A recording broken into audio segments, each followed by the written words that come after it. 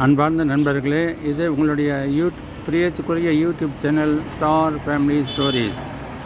ஒரு சின்ன பாட்டு வாழ்க்கையை பற்றி. நாமெல்லாம் எப்படி வாழ்கிறோம், வாழ்க்கையை இந்த சின்ன மரம் ஒன்று சித்தரிக்கின்றது. உலகம் என்ற மரத்தினிலே, உலகம் என்ற மரத்தினிலே ஓராயிரம் உயிர்கள் வாழ்கிறது, ஓராயிரம் உயிர்கள் வாழ்கின்றது.